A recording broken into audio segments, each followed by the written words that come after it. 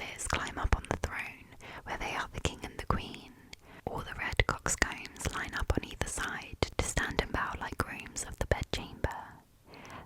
Then all the best dressed flowers come, and the grand ball starts. The blue violets are the naval cadets, their partners, whom they call Miss, are hyacinths and crocuses. The tulips and tiger lilies are the old chaperones who see to it that the dancing is done well and that everyone behaves properly. But, said little Ida, doesn't anybody punish the flowers for dancing in the king's own castle? Nobody knows a thing about it, said the student. To be sure, there's the old castle keeper who is there to watch over things. Sometimes he comes in the night with his enormous bunch of keys, but as soon as the flowers hear the keys jangle, they keep quiet and hide, with only their heads peeking out from behind the curtains. Then the old castle keeper says, I smell flowers in here, but he can't see any. What fun, little Ida clapped her hands, but couldn't I see the flowers either? Oh, easily, said the student. The very next time you go there, remember to peep in the windows. There you will see them, as I did today, a tall yellow lily stretched on the sofa, pretending to be a lady in waiting. Can the flowers who live in the botanical gardens visit the castle? Can they go that far? Why, certainly, they can fly all the way if it suits them. Haven't you seen lovely butterflies, white, yellow and red ones? They almost look like flowers, and that's really what they used to be. They are flowers who have jumped up off their stems, high into the air. They beat the air with their petals as though these were little wings, and so they manage to fly. If they behave themselves nicely, they get permission to fly all day long, instead of having to go home and sit on their stems. In time, their petals turn into real wings. You've seen them yourself. However, it's quite possible that the botanical garden flowers have never been to the king's castle and don't know anything about the fun that goes on there almost every night. Therefore, I'll tell you how to arrange a surprise for the botanical professor. You know the one I mean. He lives quite near here. Well, the next time you go to the garden, tell one of his flowers that they are having a great ball in the castle. One flower will tell the others, and off they'll fly. When the professor comes out in the garden, not one flower will he find, and where they've all gone he will never be able to guess. How can a flower tell the others? You know flowers can't speak. They can't speak, the student agreed, but they can signal. Haven't you noticed that whenever the breeze blows, the flowers nod to one another and make signs with their leaves? Why, it's as plain as talk. Can the professor understand their signs? Certainly he can. One morning he came into his garden and saw a big stinging nettle leaf signalling to a glorious red carnation. You are so beautiful and I love you so much. But the professor didn't like that kind of thing, so he slapped the nettle's leaves, for they are its fingers. He was stung so badly that he hadn't laid hands on a stinging nettle since. Oh, how jolly, little Ida laughed. How can anyone stuff a child's head with such nonsense, said the prosy counsellor, who had come to call and sit on the sofa too. He didn't like the student a bit. He always grumbled when he saw the student cut out those strange, amusing pictures. Sometimes a man hanging from the gallows and holding a heart in his hand to show that he had stolen people's hearts away. Sometimes an old witch riding a broomstick and balancing her husband on her nose. The counsellor highly disapproved of those, and he would say, as he said now, how can anyone stuff a child's head with such nonsense, such stupid fantasy? But to little Ida, what the student told her about flowers was marvellously amusing, and she kept right on thinking about it. Her flowers couldn't hold their heads up, because they were tired out from dancing all night. Why, they must be ill. She took them to where she kept her toys on a nice little table, with a whole drawer full of pretty things. Her doll, Sophie, lay asleep in the doll's bed, but little Ida told her, Sophie, you'll really have to get up and be satisfied to sleep in the drawer tonight, because my poor flowers are ill. Maybe if I let them sleep in your bed tonight, they will get well again. When she took the doll up, Sophie looked as cross as could be, and didn't say a word. She was sulky because she couldn't keep her own bed. Ida put the flowers to bed and tucked the little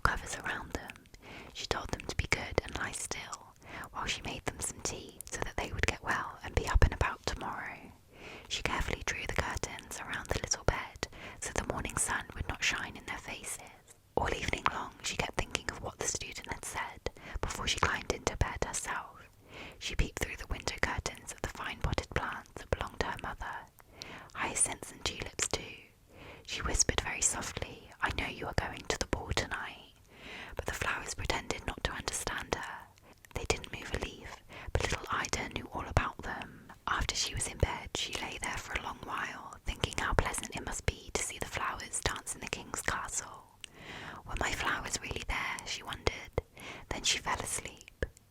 When she woke up again in the night, she had been dreaming of flowers and of the student and of the prosy counsellor who had scolded him and had said it was all silly nonsense. It was very still in the bedroom where Ida was. The night lamp glowed on the table, and Ida's mother and father were asleep. Are my flowers still asleep in Sophie's bed? Ida wondered.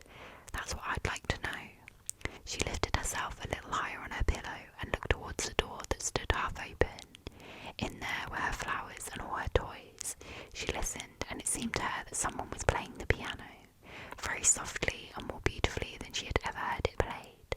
I'm perfectly sure that those flowers are all dancing, she said to herself. Oh my goodness, wouldn't I love to see them?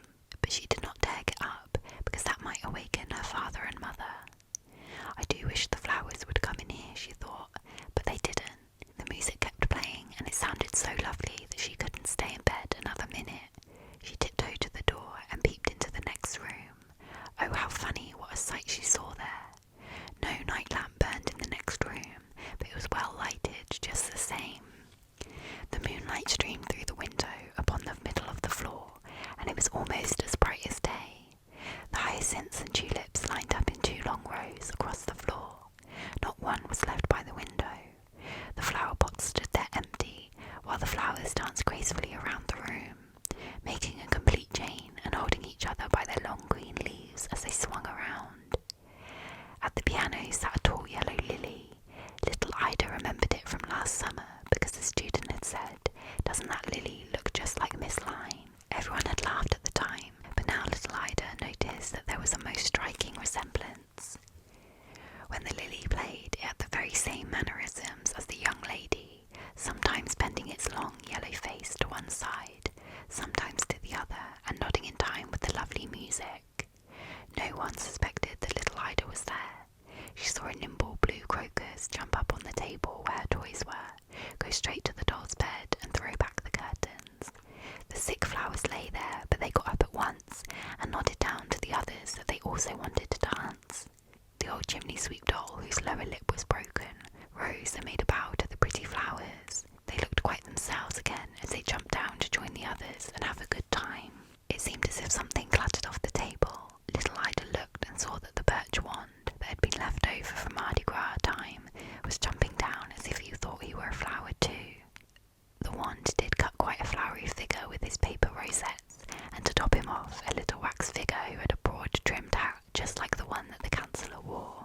The wand skipped about on his 3 wooden legs and stamped them as hard as he could, for he was dancing the mazurka. The flowers could not dance it because they were too light to stamp as he did. All of a sudden, the wax figure grew tall and important. He whirled around to the paper flowers beside him and said, "How can anyone stuff a child's head with such nonsense, such stupid fantasy?" At that moment he was a perfect image of the big hatted counsellor, just as sallow and quite as cross. But the paper flowers hit back. They struck his thin shanks until he crumpled up into a very small wax mannequin. The change was so ridiculous that little Ida could not keep from laughing. Wherever the sceptred one danced, the counsellor had to dance too, whether he made himself tall and important or remained a little wax figure in a big black hat.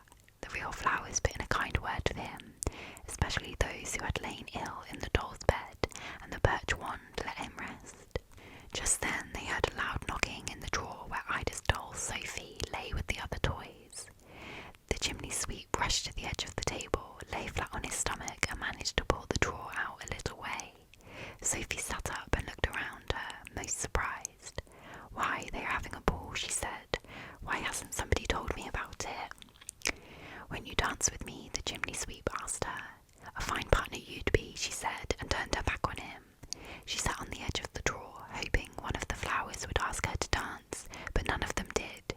She coughed, and still not one of them asked her. To make matters worse, the chimney sweep had gone off dancing by himself, which he did pretty well.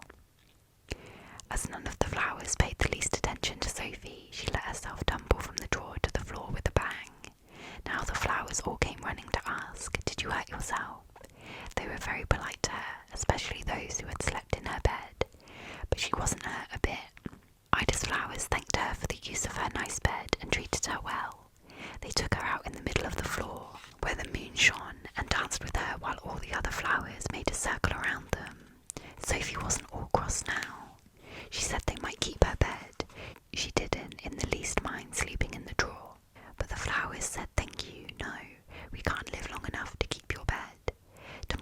we shall be dead. Tell little Ida to bury us in the garden, next her canary bird's grave. Then we shall come up again next summer, more beautiful than ever. Oh, you mustn't die, Sophie said, and kissed all the flowers. Then the drawing room door opened, and many more splendid flowers tripped in. Ida couldn't imagine where they had come from, unless, why, they must have come straight from the king's castle. First came 2 magnificent roses wearing little gold crowns. These were the king and the queen. Then came charming lily flowers and carnations who greeted everybody. They brought the musicians along. Large poppies and peonies blew upon pea pods until they were red in the face. Blue hyacinths and little snowdrops tinkled their bells. It was such funny music. Many other flowers followed them, and they all danced together. Blue violets with pink primroses, and daisies with the lilies of the valley. All the flowers kissed one another, and that was very pretty to look at. When the time came to say goodnight, little Ida sneaked back to bed too, where she dreamed of all she had seen. As soon as it was morning, she hurried to her little table to see if her flowers were still there. She threw back the curtain around the bed. Yes, they were there, but they were even more faded than yesterday. Sophie was laying in the drawer where Ida had put her. She looked quite sleepy. Do you remember what you were to tell me? Little Ida asked, but Sophie just looked stupid and didn't say one word. You were no good at all, Ida told her, and to think how nice they were to you and how all of them danced with you. She opened a little pasteboard box, nicely decorated with pictures of birds, and laid the dead flowers in it. This will be your pretty coffin, she told them. When my cousins from Norway come to visit us, they will help me bury you in the garden, so that you may come up again next summer and be more beautiful than ever. Her Norwegian cousins were 2 pleasant boys named Jonas and Adolf. Their father had given them 2 new crossbows, which they brought with them for Ida to see. She told them how her poor flowers had died, and they got permission to hold a funeral. The boys marched first with their crossbows on their shoulders. Little Ida followed with her dead flowers in their nice box. In the garden they dug a little grave. Ida first kissed the flowers, and then she closed the box and laid it in the earth. Adolf and Jonas shot their crossbows over the grave, for they had no guns or cannons. The next one I'm going to read is called The Talisman, 1836. A prince and a princess were still celebrating their honeymoon. They were extremely happy. Only one thought disturbed them, and that was how to retain their present happiness. For that reason, they wished to own a talisman with which to protect themselves against any unhappiness in their marriage. Now they had often been told about a man who lived out in the forest, acclaimed by everybody for his wisdom and known for his good advice in every need and difficulty. So the prince and princess called upon him and told him about their heart's desire. After the wise man had listened to them, he said, "Travel through every country in the world, and wherever you meet a completely happily married couple, ask them for a small piece of the linen they wear close to the body, and when you receive this, you must always carry it on you. That is a sure remedy." The prince and the princess rode forth, and on their way they soon heard of a knight and his wife who were said to be living the most happily married life. They went to the knight's castle and asked him and his wife if their marriage was truly as happy as was rumoured. Yes, of course, was the answer, with the one exception that we have no children. Here then the talisman was not to be found, and the prince and princess continued their journey in search of the completely happy married couple. As they travelled on, they came to a country where they heard of an honest citizen who lived in perfect unity and happiness with his wife. So to him they went and asked if he really was as happily married as people said. "Yes, I am," answered the man. "My wife and I live in perfect harmony, if only we didn't have so many children, for they gave us a lot of worries and sorrows." So neither with him was the talisman to be found, and the prince and the princess continued their journey through the country, always inquiring about happily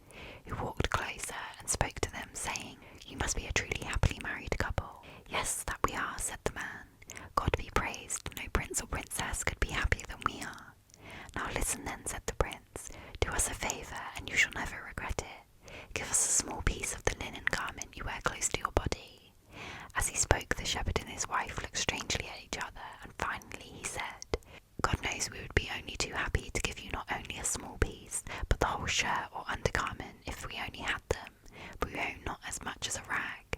So the prince and princess journeyed on, their mission unaccomplished. Finally, their unsuccessful roaming discouraged them, and they decided to return home. As they passed the wise man's hut, they stopped by, related all their travel experiences, and reproached him for giving them such poor advice.